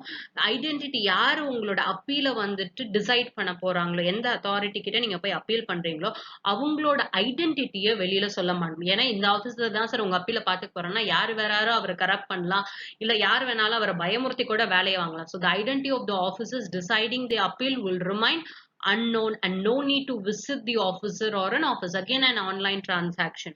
Again இந்த அப்பீலண்ட் டெசிஷனும் ஒரு தனி மனிதரோட டெசிஷனா இருக்காது, ஒரு டீம் பேஸ்டா தான் ரிவ்யூ பண்ணுவாங்க. அதுல இருந்து அதே எக்ஸப்ஷன் தான் இந்த ஃபேஸ்லெஸ் அப்பீல்ஸுக்கும். அந்த தேர்ட் கேட்டகரி எதை பத்தி பேசியிருந்தாங்க, சார்ட்டர் பத்தி பேசியிருந்தாங்க. That is your tax payers charter. So அப்ப சில சார்ட்டர்ஸ் அப்படின்னு வரும்போது ஐடி டிபார்ட்மெண்ட் வந்துட்டு எல்லா டாக்ஸ் பேயர்ஸையும் வந்துட்டு ஹானஸ்ட் அப்படிங்கறத, ஒவ்வொரு டாக்ஸ் பேரையும் ஹானஸ்ட் அப்படிங்கிற பார்வையில தான் பார்ப்பாங்க. அன்லெஸ் அண்ட் அன்டில் ஏதாச்சும் ஒரு இடத்துல இவங்க தப்பு பண்றாங்கன்னு தெரியும். So they will provide fair and impartial appeal. என்ன அமௌண்ட்டோ லா என்ன சொல்லுதோ அதுபடிதான் என்ன பண்ணுவாங்க, டேட்டாஸ அமௌண்ட்டை கலெக்ட் பண்ணுவாங்க. they will provide a mechanism. ஏதோ ஒரு கம்ப்ளைண்ட் ரைஸ் ஆக போகுது அப்படின்னா அதுக்குன்னு சில மெக்கானிசம்ஸ் இருக்கும், அது மூலியமா நீங்க கம்ப்ளைண்ட் ரைஸ் பண்ணலாம், அதை உடனுக்குடனே டிஸ்போசல் பண்ணிக்கிட்டே இருப்பாங்க. இதெல்லாம் நாங்க பண்றோம், நீங்க எங்களுக்காக என்ன பண்ண போறீங்க, what is the expectations from the tax பேயர்ஸ்னு சொல்றாங்கன்னா, நீங்க ஹானஸ்ட்டா இருங்க. கம்பைலன்ட்டா இருங்க. எந்த டயத்துக்கு உங்கள ரெஸ்பாண்ட் பண்ண சொல்றோமோ, அந்த டயத்துக்கு ரெஸ்பாண்ட் பண்ணுங்க. கரெக்ட்டா டாக்ஸஸ ஆன் டைம்ல நீங்க பே பண்ணுங்க. உங்களுக்கு ஏதாச்சும் பிரச்சனை இருக்கு, இந்த சார்ட்டர்ஸ்ல கம்பைல் பண்றதுக்கு ஏதாச்சும் பிரச்சனை இருக்கக்கூடிய சிச்சுவேஷன்ஸ்ல, டாக்ஸ் பேயர்ஸ் சார்ட்டர் செல் அப்படிங்கிறத அப்ரோச் பண்ணி உங்களோட கிரிவன்சஸ நீங்க மீட் அவுட் பண்ணிக்கலாம் அப்படின்னு சொல்லியிருக்காங்க. The next article that we'll speak is Australia shares experience on 5G network. சரி, இந்தியாவுக்கும் ஆஸ்திரேலியாவுக்கும் வந்துட்டு ரீசெண்டா ஒரு சம்மட் நடந்தது. ஜூன்ல விர்ச்சுவல் கான்ஃபரன்ஸா நடந்தது. இதுல ஒரு அக்ரிமெண்ட் சைன் பண்ணியிருப்பாங்க. என்ன அக்ரிமெண்ட் கேட்டீங்கன்னா, cyber and cyber enabled critical technology framework agreement அப்படின்னு சொல்லிட்டு. ஸோ கம்ப்ளீட்டா வந்துட்டு சைபர் நெட்வொர்க்ஸை பத்தி பேசக்கூடியது. நிறைய வந்துட்டு நம்ம இப்போ ஆன்லைன்ல மூவ் ஆரம்பிச்சதுக்கு அப்புறமாட்டி நிறைய இடத்துல ஹேக்கிங்கா இருக்கட்டும், ரேன்சம் வேரா இருக்கட்டும், இல்ல வைரஸ் த்ரெட், மால்வேர் த்ரெட்ஸ் இதெல்லாம் ரொம்ப ஜாஸ்தியா இருக்கக்கூடிய சிச்சுவேஷன்ஸ்ல there is a larger demand in the security வந்துட்டு சைபர் செக்யூரிட்டியை ஸ்ட்ரென்தன் பண்ணணும் அப்படிங்கிறதுக்காக தான். இந்த சைபர் செக்யூரிட்டியில இந்தியாவும் ஆஸ்திரேலியாவும் they are going to work together. அவங்களுக்கு என்னென்ன மாதிரியான எக்ஸ்பீரியன்ஸ் இருந்தது அப்படிங்கிறத ஷேர் பண்ண போறாங்க. எப்படி எங்களோட கிரிட்டிக்கல் இன்ஃப்ராஸ்ட்ரக்சர்ஸை நாங்க சேஃப்கார்ட் பண்றோம் அப்படிங்கிற மாதிரியா இருக்கட்டும், எங்களோட நெட்வொர்க்ஸை நாங்க எப்படி சேவ் பண்றதா இருக்கட்டும், இன்க்ளூடிங் 5G நெட்வொர்க்ஸ். அண்ட் இதுல சொல்லும் போது என்ன சொல்லியிருந்தாங்கன்னா, ஆஸ்திரேலியா 2018 டைம் ஸ்கேல்ல ஆஸ்திரேலியா சைனீஸ் கம்பெனியை வந்துட்டு இந்த 5G சர்வீசஸ் கொடுக்கறதுல இருந்து நாங்க ப்ரொஹிபிட் பண்ணினோம். ஏன்னா நேஷனல் செக்யூரிட்டியை நாங்க மேற்கோள் காட்டி அப்படின்னு சொன்னாங்க. இந்தியா இனிஷியலா ஜான்வரியில சைனீஸ் ஃபர்ம்ஸ் இந்தியால நடக்கக்கூடிய 5G ட்ரையல்ல பார்ட்டிசிபேட் பண்ணலாம் அப்படின்னு சொல்லியிருந்திருப்பாங்க. But after your Galwan attack அப்புறம் என்ன ஆயிருக்கும் அப்படின்னு கேட்டீங்கன்னா, இப்போதைக்கு இந்தியா இதுல இருந்து ரொம்பவே யோசிக்கக்கூடிய சிச்சுவேஷன்ஸ். உள்ள 5G நெட்வொர்க்கை ஹவாயில இருந்து எடுத்துட்டு வர உள்ள விட மாட்டாங்க ஆஸ் ஆஃப் பிரசன்ட் சிச்சுவேஷன். ஆனா இந்தியா ஒரு டிஃப்ரெண்டான ஸ்டாண்ட் எடுத்திருந்தாங்க. சைனீஸோட 59 ஆப்ஸை பேன் பண்றதா இருக்கட்டும், கொஞ்ச நாள் கழிச்சு ஒரு 47 இன்னும் மோர் சைனீஸ் ஆப்ஸா இருக்கட்டும், இம்போர்ட்ஸ்ல நிறைய ரெஸ்ட்ரிக்ஷன்ஸ், ஃபாரின் டைரக்ட் இன்வெஸ்ட்மெண்ட்ஸ்ல யார் யாரெல்லாம் இந்தியாவோட லேண்ட் பவுண்டரி ஷேர் பண்றாங்களோ ஆட்டோமேட்டிக் ரூட்ல கொண்டு வர முடியாது, கவர்மெண்ட் அப்ரூவலோட தான் நீங்க உள்ள கொண்டு வரணுமா இருக்கட்டும். பிளஸ் சவுத் ஈஸ்ட் ஏஷியால இருக்கக்கூடிய கண்ட்ரிஸ் தன்னோட கூட்ஸோட ஆரிஜின் எங்க இருக்குன்னு சொல்லணும், அதாவது பேஸ் மெட்டீரியல்ஸ் நீங்க எங்க இருந்து வாங்குறீங்க, ஏன்னா சைனாவோட குட்ஸ் இன்டைரக்டா இந்தியாக்குள்ள வந்துடக்கூடாதுங்கிற மாதிரி நிறைய ரெஸ்ட்ரிக்ஷன்ஸ் இந்தியா போட ஆரம்பிச்சிட்டாங்க. ஆனா ஆஸ்திரேலியா சொல்லும் போது என்ன சொல்லியிருந்தாங்க அப்படின்னு கேட்டீங்கன்னா, நீங்க பண்ண மாதிரியான பேன்லாம் நாங்க பண்ண போறது கிடையாது. ஒவ்வொருத்தவங்களும் அவங்களோட கண்ட்ரியோட இன்ட்ரெஸ்ட்டுக்கு தகுந்த மாதிரி தான் தன்னோட ஃபாரின் பாலிசி டெசிஷன்ஸ் இருக்கும். So Australia will also follow that அப்படின்னு சொல்லியிருக்காங்க. பிளஸ் இதை பேசும்போது வேற என்ன சொல்லியிருக்காங்கன்னா, இந்த அக்ரிமெண்ட்னால, தட் இஸ் சைபர் செக்யூரிட்டி அக்ரிமெண்ட்னால என்ன மாதிரியான ப்ராக்டிக்கல் ஆக்ஷன்ஸ் எடுக்கிறோம், அதாவது இந்தியா என்ன எடுக்கிறோம்னு ஷேர் பண்ணிப்பாங்க, ஆஸ்திரேலியா என்ன எடுக்கிறோம்னு ஷேர் பண்ணிப்பாங்க. To enhance your digital trade, harness the critical technology opportunities and address the cyber security problems. The next article that we will deal with is about Maldives. Maldives வந்துட்டு India ஒரு certain amount $500 million வந்துட்டு supporting மணியா கொடுத்திருக்காங்க, financial support பண்ணியிருக்காங்க. So based on map பார்க்கும்போது Maldives is a maritime neighbour and south west side of இந்தியால இருக்காங்க. ஸோ இந்த இது வந்துட்டு it's an island nation, group of islands archipelago அப்படின்னு சொல்லுவாங்க. இந்த ஐலாண்ட்ஸ் வந்துட்டு ஜென்ரலா ஐலாண்ட்ஸ் அப்படின்னு எடுத்துட்டீங்கன்னா வால்கானிக் ஐலாண்ட்ஸ் அப்படின்னு சொல்லுவாங்க, கான்டினென்டல் ஐலாண்ட்ஸ், கோரல் ஐலாண்ட்ஸ் அப்படின்னு சொல்லுவாங்க. மால்தீவ்ஸ் வந்துட்டு it is a coral island. சரியா? சோ அப்ப இந்த கோரல் ஐலாண்ட்ல இருக்கக்கூடிய கண்ட்ரிக்கு எக்கனாமிக் ஆப்பர்ச்சுனிட்டிஸ் அப்படின்னு கேட்டீங்கன்னா it is very limited. Agriculture activities ரொம்ப ஜாஸ்தி பண்ணக்கூடிய முடியாது, ஏன்னா கொஞ்சமான இடத்துல. அப்ப இவங்க எதைதான் ரொம்ப ஜாஸ்தியா டிபெண்ட் பண்ணிட்டு இருக்காங்க அப்படின்னு கேட்டீங்கன்னா tourism based economy. When it comes to population அப்படின்னு பாத்தீங்கன்னா they are largely of Sunni Muslim population. ஆனா இந்தியாவோட they are one of the very good neighbor for India. ஏன் அப்படின்னு கேட்டீங்கன்னா ஒரு பாயிண்ட் ஆஃப் டைம்ல ஆபரேஷன் கேக்டஸ் அப்படிங்கிற ஆபரேஷனுக்கு இந்தியா இந்த கண்ட்ரிக்கு ரொம்ப பெரிய ஹெல்ப் பண்ணியிருப்பாங்க. அந்த ஹெல்ப்புக்காக தான் மால்தீவ்ஸ் எப்பயுமே இந்தியாவோட it is a very good friend. ஆனா இப்ப இருக்கக்கூடிய ஜியோ பொலிட்டிக்கல் சிச்சுவேஷன்ஸ்ல நிறைய விதமான இன்வெஸ்ட்மெண்ட்ஸும் டெவலப்மெண்ட்ஸும் சைனா இந்த ஐலாண்ட் நேஷன்ல பண்ணிட்டு இருக்கிறதுனால again Maldives is somewhat aligned towards China அப்படின்னு கூட சொல்லலாம். ஸோ அப்ப இந்தியா வந்துட்டு தன்னோட பிளேஸை வந்துட்டு இந்த இடத்துல வந்துட்டு எப்படியும் சைனாவோட கவுண்டர் பண்ற மாதிரி சில provisions பண்ணுங்கிறதுக்காக they have made certain amount of investments. சரி, so India has announced $500 million package for Maldives. India வந்துட்டு நிறைய கனெக்டிவிட்டி மெஷர்ஸ் கொடுக்கணும்னு நினைக்கிறாங்க. ஏன்னா COVID-19 சிச்சுவேஷன்ல இந்த கண்ட்ரி எக்கனாமிக்கல் இம்பாக்ட் வந்துட்டு ரொம்ப ஜாஸ்தி அடைஞ்சிருக்கிறதுனால அப்படிங்கறதுனால ஃபர்ஸ்ட் எந்த ஒரு எக்கனாமிக்கல் ஆக்டிவிட்டி நடக்கிறதுக்கு எதுங்க வேணும்? இன்ஃப்ராஸ்ட்ரக்சர் நல்லா வேணும். ரோடு நல்லா இருக்கணும், ரயில்வே ஸ்ட்ரக்சர்ஸ் நல்லா இருக்கணும். ஆனா இது ஒரு ஐலாண்ட் கண்ட்ரி அப்படிங்கும் போது இவங்களோட கைண்ட் ஆஃப் டிரான்ஸ்போர்ட் அப்படிங்கறது வேற மாதிரி இருக்கும். சோ அப்ப இவங்க எதை பத்தி பேசுறாங்க அப்படின்னு கேட்டீங்கன்னா, ஏர், சி, இன்ட்ரா ஐலாண்ட், தன்னோட ஐலாண்டுக்குள்ளேயே மாறிக்கிறதுக்கு டெலிகம்யூனிகேஷன்ஸ், இது எல்லாத்தையும் வந்துட்டு நாங்க ரிவைவ் பண்றதுக்கு ஹெல்ப் பண்றோம் அப்படின்னு சொல்லிட்டு India is giving financial assistance. இதை தவிர்த்து வேற எதை பேசியிருக்காங்க அப்படின்னா, இந்தியாவும் மால்தீவ்ஸும் we can start our air services, aircrafts வந்துட்டு ஒவ்வொரு கண்ட்ரிக்கும் நம்ம ஃப்ளை பண்ணலாம் அப்படின்னு சொல்லியிருக்காங்க. By making use of the concept travel bubble. Travel bubble பத்தி ஏற்கனவே ஒரு வீடியோ கம்ப்ளீட்டா போட்டிருக்கோம். அதோட லிங்க் வந்துட்டு கொடுக்குறோம், நீங்க போய் பார்த்துக்கோங்க. ஸோ டிராவல் பபிள் அப்படிங்கிறது ஒன்றும் கிடையாது. இது இந்தியா அப்படின்னு வச்சுக்கோங்க, இது ஒரு பபிள். இது வந்துட்டு மால்தீவ்ஸ் அப்படின்னு வச்சுக்கோங்க. ஏர்கிராஃப்ட்ஸ் இங்க இருந்து எடுக்கிறது இங்க மட்டும்தான் போகும், இங்க இருந்து எடுக்கிறது இங்க மட்டும்தான் வரும். சில கண்டிஷன்ஸ் எல்லாம் இருக்கு, 14 days குவாரண்டைன் அப்படிங்கிற மாதிரியானது. இதே மாதிரியான ஃபெசிலிட்டிஸ் தான் யூகே, யூஎஸ் ஓட அந்த பபிள்க்கு எவ்வளவு நம்பர் ஆஃப் பேசஞ்சர்ஸ் இருக்காங்களோ உங்க கொரோனா டெஸ்ட் எடுத்ததுக்கு அப்புறம் இந்த மாதிரியான டிராவல்ஸ் வச்சுக்கணும் அப்படிங்கிற மாதிரி. இது air bubble concept. The second thing, direct ferry service. Ferry சர்வீஸ்ங்கிறது இதுதான். இந்த மாதிரி படத்துல எல்லாம் நிறைய இடத்துல பார்த்திருப்போம்ல, ஃபெரி சர்வீஸ் பண்ணும் அப்படிங்கிறதுக்கு சப்போர்ட் பண்ண போறாங்க. Submarine cable, Andaman and Nicobar ஐலாண்ட்ஸ்க்கு ரீசனா சப்மரைன் கேபிள் கனெக்டிவிட்டி கொடுத்தாங்கல்ல, அதே மாதிரி submarine cable for telecom connectivity கொடுக்க போறாங்க. Plus India is going to assist Maldives in greater Male connectivity project. இது என்ன பண்ணும் அப்படின்னு கேட்டீங்கன்னா, மேலே வந்துட்டு தனியா ஒரு ஐலாண்ட்ல இருக்கும், கேபிட்டல் ஆஃப் மால்தீவ்ஸ். இதை வந்துட்டு பக்கத்துல இருக்கக்கூடிய நெய்பரிங் ஐலாண்ட்ஸோட கனெக்ட் பண்ண போறாங்க பிரிட்ஜ் வழியமா. சரி, ஏன் திடீர்னு இந்தியா முன் வந்து $500 million கொடுத்திருக்காங்கன்னா, மால்தீவ்ஸ் ஒரு பாயிண்ட் ஆஃப் டைம்ல கவர்மெண்ட் ஆஃப் இந்தியா கிட்ட சில ரெக்வெஸ்ட் வச்சிருந்தாங்க, எங்களுக்கு இந்த கிரேட்டர் மால்தீவ்ஸ் கனெக்டிவிட்டி ப்ராஜெக்ட்டுக்கு ஹெல்ப் பண்ணுங்க அப்படின்னு சொல்லிட்டு. இதுக்காக தான் இந்தியா இந்த $500 million பேக்கேஜ் கொடுக்குறாங்க. ஆனா இதை கொடுக்கும் போது எப்படி கொடுக்குறாங்க அப்படின்னு கேட்டீங்கன்னா, $100 million வந்துட்டு கிராண்டா கொடுக்குறாங்க. கிராண்ட் அப்படின்னு சொல்றது நீங்க இதை எங்களுக்கு திருப்பி தரணுங்கிற அவசியம் கிடையாது. வேற $400 million கொடுக்கும் போது it is a line of credit அப்படின்னு சொல்றாங்க. அப்போ what is this line of credit அப்படின்னு கேட்டீங்கன்னா, இன்ட்ரெஸ்ட் ரேட்ஸ் நீங்க கம்மியா இருக்கும். அப்படி இல்லை அப்படின்னா நீங்க திருப்பி கட்டக்கூடிய டைம் ஸ்பேன் அப்படிங்கிறது ரொம்ப ஜாஸ்தியா இருக்கும். ஒரு விதமான சாஃப்ட் லோன் மாதிரி ரொம்ப ஹார்ஷா இருக்க மாட்டோம் அப்படிங்கிறது. பிளஸ் இந்த கிரேட்டர் மேலே கனெக்டிவிட்டி ப்ராஜெக்ட் வரதுனால சிவிலியன் இன்ஃப்ராஸ்ட்ரக்சர் ரொம்பவே டெவலப் ஆகும் அப்படின்னு சொல்றாங்க. இந்த ப்ராஜெக்ட் மூலியமா எதை கனெக்ட் பண்ண போறாங்கன்னா, மேலேவை வந்துட்டு பில்லிங்குலி, திலாஃபுஷி, குலி ஃபக்கு அப்படிங்கிற ஐலாண்ட்ஸை வந்துட்டு கனெக்ட் பண்ண போறாங்க, which is going to be 6.7 kilometers long. So அப்ப இந்த கனெக்டிவிட்டி எதுக்காக அப்படின்னு கேட்டீங்கன்னா, மெஜாரிட்டி ஆஃப் தி பாப்புலேஷன், அதாவது இவங்களோட டிஸ்ட்ரிபியூஷனே எப்படி இருக்கும் அப்படின்னு கேட்டீங்கன்னா, தன்னோட கண்ட்ரியோட மெம்பர்ஸும் அந்த கண்ட்ரியோட ரெசிடென்ட்ஸும் ஒரு கைண்ட் ஆஃப் ஐலாண்ட்ஸ்ல மட்டும் இருப்பாங்க. யாரெல்லாம் டூரிஸ்ட் ஆக்டிவிட்டிஸ் வராங்களோ அவங்களுக்குன்னு தன்னோட ஐலாண்டையே பிரிச்சு வச்சிருப்பாங்க எக்கனாமிக் ஆக்டிவிட்டிஸ். எதுக்காக இந்த மாதிரி பிரிவினை அப்படின்னு கேட்டீங்கன்னா, ரொம்ப பெருசா அவங்களோட கல்ச்சருக்குள்ள மத்த கண்ட்ரீஸோட கல்ச்சர் உள்ள வந்துடக்கூடாது அப்படிங்கிறதுனால. அப்ப இவங்க என்ன பண்றாங்கன்னா, இப்ப மேலையில வந்துட்டு பாப்புலேஷன் ரொம்ப ஜாஸ்தியானோம்னா ப்ரெஷர் வர ஆரம்பிச்சிருச்சு. சோ அப்ப மேலையில இருந்து வெளியில தள்ளி இருக்கக்கூடிய இடத்துக்கு கமர்ஷியல் அண்ட் ரெசிடென்ஷியல் பர்பஸ்க்கு யூஸ் பண்ணலாம், அதுக்கு கனெக்டிவிட்டி வேணும் அப்படிங்கிறதுக்காக. சரி, இவ்வளவுதான் பேக்கேஜா அப்படின்னு கேட்டீங்கன்னா, இதுக்கு முன்னாடியே டிசம்பர் 2018ல கிட்டத்தட்ட $800 million இந்தியா ப்ரொவைட் பண்ணிருக்காங்க. This is an addition. சரியா? இதை தவிர்த்து இந்த ப்ராஜெக்ட் வந்துட்டு இதை கம்ப்ளீட் பண்ணிட்டாங்க அப்படின்னா, இந்த ப்ராஜெக்ட் மூலியமா வேற ஒரு இடத்தை கனெக்ட் பண்ணலாம். ஏற்கனவே சைனா வந்துட்டு they have built a bridge, China Maldives friendship bridge, which is also called as Sinamale bridge அப்படிங்கிறது. அதுல இருந்து இவங்க கனெக்ட் பண்ணும்போது இவங்களோட குட்டி குட்டி ஐலாண்ட்ஸ் எல்லாம் பேஸ்ட் ஆன் ரோட் வேஸ் என்ன பண்ற மாதிரி இருக்கும், கனெக்ட் ஆகிற மாதிரி இருக்கும் ஒரு பிரிட்ஜ் மூலியமா.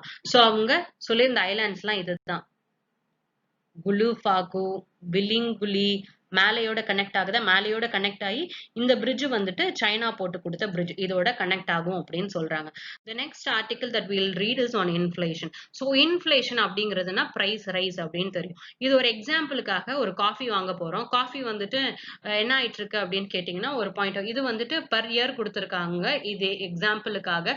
ஆனா இது ஒரு நாள் விகிதத்துல கூட வந்துட்டு என்ன ஆயிட்டே இருக்கும் அப்படின்னு கேட்டீங்கன்னா, இன்க்ரீஸ் ஆகிக்கிட்டே இருக்கும். ஆனா இந்த ரைஸ் ஆஃப் பிரைஸ் வந்துட்டு எப்படி இருக்கு, கன்சிஸ்டன்டா இருக்கு. ஒரு ஒரு நாள் ஏத்தம் ஒரு நாள் இறக்கம் அப்படின்னு இல்லாம கன்சிஸ்டன்டா ரைஸ் ஆயிருக்கு. So persistent rise of the price of the goods you call it as inflation அப்படின்னு சொல்லுவாங்க. சரி, இந்த இன்ஃபிளேஷன் எதனால வருது அப்படின்னு கேட்டீங்கன்னா 3 விஷயத்தினால வரும். ஃபர்ஸ்ட் வந்துட்டு டிமாண்ட் புல், அதாவது கூட்ஸ் அண்ட் சர்வீசஸ்க்கு டிமாண்ட் வந்துட்டு ஜாஸ்தியா இருக்கு, ஆனா அதை ப்ரொடியூஸ் பண்ணக்கூடிய இடத்துல வந்துட்டு கம்மியா இருக்கு. அப்ப சப்ளை கம்மியா இருக்கு, டிமாண்ட் என்ன இருக்கு, ஜாஸ்தியா இருக்கு. டிமாண்ட் புல் ஆகுறதுனால இன்ஃபிளேஷன் வந்துட்டு ஜாஸ்தியா இருக்கு. இது இப்போதைய சிச்சுவேஷன் தான். கோவிட் சிச்சுவேஷன்ல நிறைய இடத்துல சப்ளை செயின்ஸ் ஒழுங்கா ஒர்க் ஆகாததுனால பிரைஸ் ரைஸ் எப்படி இருக்கு, ஜாஸ்தியா இருக்கு. டிமாண்டும் மக்கள் கிட்ட இருக்க டிமாண்டும் எப்படி இருக்கு, ஜாஸ்தியா இருக்கு. அது பிரைஸ் ரைஸை கொண்டு வந்து விட்டுருது. The second thing cost push அப்படிங்கிறது. இந்தியால இப்ப இருக்கக்கூடிய இன்ஃபிளேஷன்ல this is also a factor. பிரைஸோட வேல்யூஸ் வந்துட்டு கூட்ஸோட பிரைஸ் வந்துட்டு ஜாஸ்தி ஆகுது. ஏன் ஜாஸ்தி ஆகுது, உள்ள எடுக்க டிரான்ஸ்போர்டேஷன் யூஸ் பண்ணக்கூடிய ஃபியூவல், நிறைய பியூரோக்ராட்டிக் ஃபார்மேஷன்ஸ், ரெட் டேபிசம், இதை நிறைய இடத்துல கடந்து வரணும் போது நிறைய பேப்பர் ஒர்க்ஸ் அப்படின்னு வரும்போது காஸ்ட் என்ன ஆயிடுது, இன்புட் காஸ்ட் ஜாஸ்தி ஆகும் போதும் என்ன ஆகும், பிரைஸ் ரைஸ் ஜாஸ்தி ஆகும் அப்படிங்கிற மாதிரி. பில்ட் இன் பிரைஸ் ரைஸ் இருக்கும் போது வேஜஸும் என்ன ஆகும் அப்படின்னு கேட்டீங்கன்னா ரைஸ் ஆகும் அப்படிங்கிற மாதிரி. அப்ப வேஜஸ் ரைஸ் ஆகும்னா ஒருத்தர் போடக்கூடிய இன்புட் காஸ்ட் இஸ் கிரேட்டர் அப்படிங்கிற மாதிரி. சோ அப்ப இந்த ஆர்டிக்கல் என்ன சொல்லியிருக்காங்க அப்படின்னு கேட்டீங்கன்னா ஜூலை மாசத்துல வந்துட்டு it is the retail inflation 6.93%. Retail inflation நம்ம போய் எங்க வாங்குறோமோ அதுதான் ரீட்டைல் இன்ஃபிளேஷன் சொல்லுவாங்க. ஃபுட் பிரைசஸ்ல எல்லாமே. இது எதனால நடக்குது, சப்ளை செயின்ல நடக்கக்கூடிய டிஸ்ரப்ஷன்ஸ்ல நடக்குது. பிகாஸ் லாக்டவுன் சிச்சுவேஷனால supply chains are not good. இதனாலதான் RBI என்ன பண்ணிருந்தாங்க அப்படின்னா அவங்களோட இன்ட்ரெஸ்ட் ரேட்ஸா இருக்கக்கூடிய repo rate, reverse repo rates, இது எல்லாத்தையும் இந்த தடவை ஹோல்ல வச்சிருக்காங்க அப்படின்னு சொல்லியிருக்காங்க. இது இப்போதைக்கு ஈஸ் ஆகுமா அப்படின்னு கேட்டீங்கன்னா இப்போதைக்கு ஈஸ் ஆகாது. இப்போதைக்கு ஈஸ் ஆகாத சிச்சுவேஷன்ல அடுத்த தடவையும் நம்ம repo rate and reverse repo ரேட்ல சேஞ்சஸ் வந்துட்டு எதிர்பார்க்க முடியாது. டார்கெட்டே வந்துட்டு 4ல இருந்து +2 இருக்கலாம், 4ல இருந்து -2. இதுதான் இன்ஃபிளேஷனோட டார்கெட். 4% +2, 6% மேக்ஸிமம் இருக்கலாம், இல்ல 2% வரைக்கும் கீழே இருக்கலாம். ஆனா இப்போதைக்கு நமக்கு என்ன ஆயிடுச்சு, 6.93% போயிடுச்சு. அப்ப அன்லெஸ் அண்ட் அன்டில் இந்த சப்ளை செயின்ல டிசார்ஷன்ஸை வந்துட்டு நம்ம சரி செய்யற வரைக்கும் India will go on with this inflation அப்படின்னு இந்த article. The next article that we'll read is Right by Birth அப்படிங்கிற editorial article. இந்த editorial article எதை பேஸ் பண்ணி வந்ததுன்னா ரீசெண்டா சுப்ரீம் கோர்ட் கொடுத்த ஜட்ஜ்மெண்ட், அதாவது மூதாதையர்களோட சொத்துல ஆன்செஸ்ட்ரல் ப்ராப்பர்ட்டில பெண்களுக்கும் சம உரிமை இருக்கு அப்படின்னு சொல்லியிருந்திருப்பாங்க. ஜென்ரலா இந்த சொத்து விவகாரம் அப்படின்னு வரும்போது எதை பேஸா எடுத்துக்கிறாங்க அப்படின்னா மித்தக் ஷரா லா அப்படிங்கறத எடுத்துக்கிறாங்க. இந்த லா அப்படிங்கிறது ஹிந்து ஸ்கூல் ஆஃப் லா அப்படிங்கிறது. இந்த ஹிந்து ஸ்கூல் ஆஃப் லாங்கிறது இந்த ஹிந்து ஸ்கூல் ஆஃப் பிலாசபிஸ் எல்லாம் இருக்கும்ல, வேதாந்தா பிலாசபி, யோகிக் பிலாசபி அப்படிங்கிற மாதிரி you have schools of philosophy உங்களோட ஏன்ஷியன்ட் புக்ல பின்னாடி இருக்கும். அதே மாதிரி this is school of law அப்படின்னு சொல்லிட்டு மிட்டக்ஷரா அப்படிங்கிற ஸ்கூல் ஆஃப் லால இருந்து தான் இந்தியாவோட ஹிந்து சக்சஷன் ஆக்ட் 1956 டிரைவ் ஆயிருக்கும். இந்த ஹிந்து சக்சஷன் ஆக்ட்ல இருக்கக்கூடிய ப்ரொவிஷன்ஸ் யாருக்கு அப்ளிகபிள் கிடையாது அப்படின்னு கேட்டீங்கன்னா it is not applicable for Muslims, Hindu, Jews and பார்சிஸ்க்கு அப்ளிகபிள் கிடையாது. வெரஸ் சீக்ஸா இருக்கட்டும், புத்திஸ்டா இருக்கட்டும், ஜெயின்ஸா இருக்கட்டும், இவங்க எல்லாருக்குமே இந்த Hindu succession act is applicable.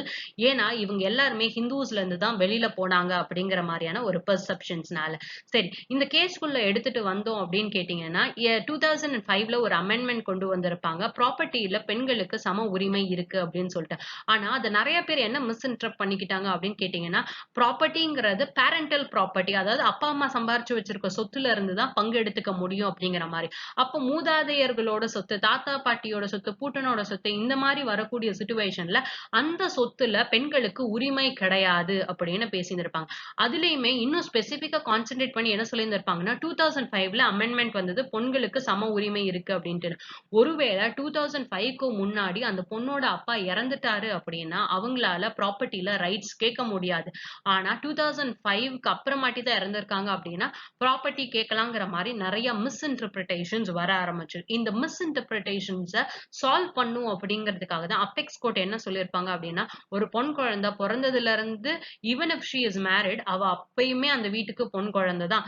அதனால she is also the legal heir, கோ கோப்பர்சனரி அப்படிங்கிறது ஜாயிண்ட் லீகல் ஹையர் அப்படின்னு சொல்லுவாங்க. சோ அப்ப பொன் குழந்தைக்கும் அந்த சொத்துல சம உரிமை கேட்கறதுக்கான ப்ரொவிஷன் இருக்கு. இந்த மிட்டக்ஷரா லால வந்துட்டு Hindu succession of act 1965 crystallise பண்றது based on this Mitakshara law தான். அந்த லால என்ன சொல்லியிருப்பாங்க அப்படின்னா, இந்த கோப்பர்சனரி ரைட், அதாவது மூதாதையர்களோட சொத்துல இருந்து, கிரேட் கிராண்ட் ஃபாதர்ஸோட சொத்துல இருந்து பையனுக்கு மட்டும்தான் வந்துட்டு they are having a right legal ஹையரா பையனை மட்டும்தான் சொல்லியிருந்திருப்பாங்க.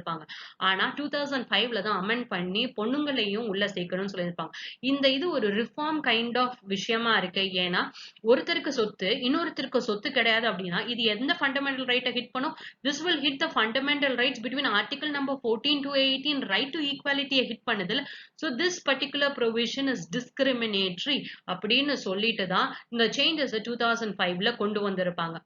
இவங்க 2005ல கொண்டு வந்ததுக்கு முன்னாடியே சில ஸ்டேட்ஸ்ல என்ன பண்ணிருப்பாங்க அப்படின்னு கேட்டீங்கன்னா, சில அமெண்ட்மெண்ட்ஸ் கொண்டு வந்திருப்பாங்க. கேரளால 1975, ஆந்திர பிரதேஷ்ல 1986ல, தமிழ்நாடு 1989, மகாராஷ்டிரா அண்ட் கர்நாடகா 1994ல இந்த மாதிரியான சில அமெண்ட்மெண்ட்ஸ் கொண்டு வந்திருப்பாங்க. ஸோ அமெண்ட்மெண்டோட எய்மே என்ன அப்படின்னு கேட்டீங்கன்னா, இந்த டிஸ்கிரிமினேஷன்ஸ் நம்ம ஸ்டாப் பண்ணும், ஈக்குவல் ஷேர் கொடுக்கணும் எல்லார்கிட்டையும் அப்படின்னு. இது வரைக்கும் இருந்தக்கூடிய எல்லா டவுட்ஸையுமே கம்ப்ளீட்டா கிளியர் பண்ற மாதிரி சுப்ரீம் கோர்ட் வேர்டிக் கொடுத்திருந்தாங்க. அந்த last article that we will see is historic ratification. சரி, இது எதை பத்தி அப்படின்னு கேட்டீங்கன்னா, இன்டர்நேஷனல் லேபர் ஆர்கனைசேஷன்ல சைல்டு லேபரை பத்தி சில கன்வென்ஷன்ஸ் அக்ரிமெண்ட்ஸ் எல்லாம் இருந்திருக்கும். அத கரெக்டா கடைசியா ஒரு ஸ்டேட், அதாவது குளோபலா வந்துட்டு ஒரு குளோபல் ஸ்டாண்டர்டை எல்லாரும் ராட்டிஃபை பண்ணிருக்காங்க அப்படிங்கிறது தான். இந்த ராட்டிபிகேஷன் அப்படிங்கிற வார்த்தை it is different from signatory. ஒருத்தர் போய் சைன் பண்ணிட்டு வராங்கன்னா அது சிக்னேட்டட், அதாவது this particular convention is signatory, India is signatory அப்படின்னு சொல்லும் போது நம்மளோட எக்ஸிக்யூட்டிவ்ஸ் போய் அது சைன் பண்ணிட்டு வந்திருக்காங்க. த பர்டிகுலர் கன்வென்ஷன் இஸ் ராட்டிஃபைட் அப்படிங்கிற ஒரு வார்த்தை வரும்போது நம்ம பார்லிமெண்ட்ல பிளேஸ் பண்ணி அதை ராட்டிஃபை, அதாவது ஒப்புதல் வாங்கிட்டாங்க, பார்லிமெண்ட்ல பிளேஸ் பண்ணி ஒப்புதல் வாங்கிட்டாங்கன்னா நம்ம நாடே அதை ஒத்துக்குது அப்படின்னு அர்த்தம். அதே மாதிரி த கிங்டம் ஆஃப் டோங்கா, இது எங்க இருக்குன்னா ஆஸ்திரேலியாவுக்கு டுவர்ட்ஸ் ஈஸ்டர்ன் சைட்ல இருக்கு. இவங்க வந்துட்டு தன்னோட கண்ட்ரில இருக்கக்கூடிய சைல்ட் லேபரை நாங்க கம்ப்ளீட்டா ஒழிக்கிறோம் அப்படின்னு சொல்லி they have ratified this international labour ஆர்கனைசேஷனோட சைல்ட் லேபர் பேஸ் பண்ணியிருக்கக்கூடிய கன்வென்ஷன்.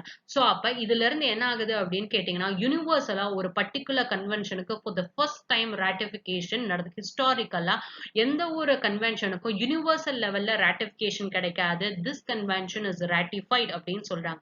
சரி, ஆர்டிகிளுக்குள்ள போகும்போது இன்டர்நேஷனல் லேபர் ஆர்கனைசேஷன் அப்படிங்கிறது 1919ல ஃபார்ம் பண்ணிருப்பாங்க with its headquarters at Geneva in Switzerland. இந்த இன்டர்நேஷனல் ஆர்கனைசேஷன் சொல்லும் போது it is a tri-party structure அப்படின்னு சொல்லுவாங்க. tri-party section, ஒரு பெருசா ஒரு இன்டர்நேஷனல் ஆர்கனைசேஷன் எடுத்துட்டா யாருங்க இருப்பாங்க, யார் அதை ஹெட் பண்றாங்களோ டிஃப்ரெண்ட் கவர்மெண்ட்ஸ் தான் இருப்பாங்க. ஆனா when you take this international labor organization you will see that you have workers being part of it, governments இருக்காங்க, யார் யாரெல்லாம் எம்ப்ளாயிஸோ எல்லாரும். அப்ப 3 பேர் இருக்கக்கூடிய ஒரு சிஸ்டமா, அதனால it is called as tripartite structure அப்படின்னு சொல்றாங்க. சரி, இதுல எந்த பர்டிகுலர் கன்வென்ஷனை ராட்டிஃபை பண்ணிருக்காங்கன்னா கன்வென்ஷன் நம்பர் 182. இந்த 182ல கன்வென்ஷன், இந்த கன்வென்ஷன் நம்பர் இஸ் 182. இதை எப்ப அடாப்ட் பண்ணிருப்பாங்கன்னா 1999ல அடாப்ட் பண்ணிருப்பாங்க இன்டர்நேஷனல் லேபர் கான்ஃபரன்ஸ்ல. இந்த கன்வென்ஷன்ல எதை பத்தி பேசியிருப்பாங்கன்னா, we will prohibit sexual exploitation of children, trafficking, armed conflictsல அவங்கள டிப்ளாய் பண்ணக்கூடாது, அண்ட் என்னென்ன மாதிரியான கண்டிஷன்ஸ் அவங்களோட ஓவரால் வெல்பீயிங்க்கு தேவையோ எல்லாத்தையும் நாங்க கொடுப்போங்கிற மாதிரியான ஒரு அக்ரிமெண்ட். இந்த கன்வென்ஷன் வந்துட்டு இதை தாண்டி ILO வந்துட்டு நிறைய எஃபர்ட்ஸ் போட்டிருக்காங்க. 1973ல மினிமம் ஏஜ் கன்வென்ஷன், இவ்வளவு வயசு வரைக்கும் தான் குழந்தை, இவ்வளவு வயசுக்கு மேலதான் ஒருத்தர் எம்ப்ளாய் ஆகணும், இதுக்கும் கீழே இருக்கக்கூடிய குழந்தை வந்துட்டு எம்ப்ளாய் பண்ணக்கூடாது அப்படிங்கிற இதை பேஸ் பண்ணி தான் நிறைய கண்ட்ரீஸ்ல வந்துட்டு தன்னோட லீகல் ப்ரொவிஷன்ஸ், ஈவன் இந்தியால கூட you have it as a fundamental rightல right against exploitation article number 24ல எந்த விதமான ஹியூமன் டிராஃபிக்கிங்ஸும் அலோவ் பண்ண முடியாது அப்படின்னு சொல்லியிருந்திருப்பாங்க. பிளஸ் வேற என்ன சொல்லியிருந்திருப்பாங்க அப்படின்னா, எந்த ஒரு child below 14 years of age is not eligible for employment அப்படின்னு சொல்லியிருந்திருப்பாங்க. அப்ப இந்த மாதிரி கண்ட்ரீஸ் எல்லாம் தனக்குள்ள இருக்கக்கூடிய லீகல் ஸ்ட்ரக்சர்ஸ்ல இம்ப்ரூவ்மெண்ட்ஸ் கொண்டு வர ஆரம்பிக்கும் போது இது எல்லாமே எந்த ஸ்டாண்டர்ட்ஸை பேஸ் பண்ணியிருக்கு அப்படின்னு கேட்டீங்கன்னா இன்டர்நேஷனல் லேபர் ஆர்கனைசேஷனோட ஸ்டாண்டர்ட்ஸை பேஸ் பண்ணிருக்கு. which says that millions of young boys and girls இப்போதைக்கு இந்த மாதிரி ஹசார்ட் ஒர்க் கண்டிஷன்ல இருந்து ரெஸ்கியூ பண்ணப்பட்டு நிறைய பேர் பிரைமரி எஜுகேஷனுக்கு போயிருக்காங்க. ஆனா இப்போதைய இருக்கக்கூடிய பதட்ட நிலை என்ன அப்படின்னு கேட்டீங்கன்னா, ஆமா நாங்க நெறைய பேர வெளியில எடுத்துட்டு வந்திருக்கோம். ஆனா இன்னமும் 152 million people are trapped in child labour. அதுலயுமே 72 million of them are in hazardous work. குழந்தைங்க இந்த மாரி இருக்கிறாங்கன்னு சொல்றாங்க. ஆனா என்னதான் நாங்க இத்தன பேர வந்துட்டு வெளியில எடுத்துட்டு வந்தாலும், இந்த பேண்டமிக் சிச்சுவேஷன்ல நெறைய ஜாப் லாஸ் இருக்கு. கண்டிஷன்ஸ் ஆஃப் வொர்க் டிட்டீரியேட் ஆயிட்டு இருக்கு. ஹவுஸ் இன்கம்ஸ் வந்துட்டு குறையக்கூடிய சிச்சுவேஷன்ல நெறைய பேர் குழந்தைங்கள திருப்பி எதுக்கு தான் அனுப்ப போறாங்க? வேலைக்கு தான் அனுப்ப போறாங்க. அப்ப நாங்க என்னென்ன மாரியான எஃபோர்ட்ஸ் எல்லாம் போட்டு குழந்தைங்கள இந்த மாரி ஒரு ஃப்ரேம் ஒர்க்ல இருந்து வெளியில எடுத்துட்டு வரணும்னு நெனைச்சோமோ, அது எல்லாம் இந்த கோவிட் சிச்சுவேஷனால ரிவர்ஸ் ஆகுதுங்கிற பதட்டம் இருக்கு. பிளஸ் இந்த international organisation is having an ambition. என்ன மாரி ஆம்பிஷன் அப்படின்னு கேட்டீங்கன்னா, நாங்க கம்ப்ளீட்டா சைல்டு லேபரை அபாலிஷ் பண்ணும் பை 2025. ஸோ இந்த 2025 லிமிட் இது இப்போதைய சிச்சுவேஷன்ல இட் இஸ் ஹைலி அம்பிஷியஸ் அப்படிங்கிற மாதிரி. பிளஸ் இந்த 2 சைல்ட் லேபருக்கு தேவைப்படக்கூடிய இந்த conventions it is part of the 8 core international labour organisation conventions 1998ல டிக்ளரேஷன்ஸ் இது பண்ணியிருப்பாங்க.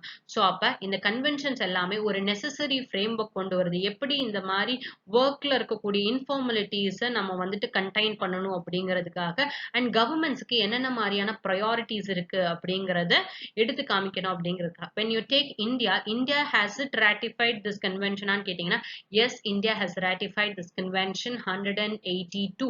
this international labor organization it is part of United Nations. இத பத்தி ஒரு question UPSC-ல கேட்டிருந்தாங்க prelims-ல. ஏன்னா 2017ல India has ratified this labor organization. அதனாலதான் மினிமம் ஏஜ் ஒரு சில்ட்ரன் எவ்வளவு ஒர்க் பண்ணணும் அப்படிங்கிறதுக்கு.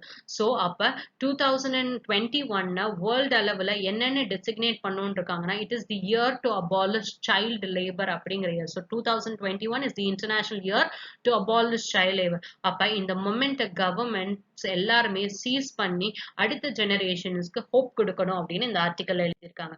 ஸோ இந்த ஆர்டிக்கல்ல எதை பத்தி பேசியிருந்தாங்க, டோங்கா அப்படிங்கிற கண்ட்ரி பத்தி பேசினாங்க. ஸோ டோங்கா வந்துட்டு எங்க இருக்கு அப்படிங்கிறதுக்கு தான் மேப் பேஸ்ட் கொஸ்டின்.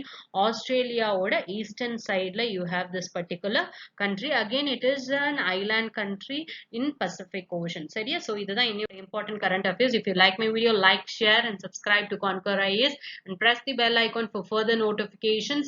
ஏதாச்சும் டவுட் இருந்ததுன்னா ஃபேஸ்புக்ல Conquer IAS ஃபாலோ பண்ணுங்க.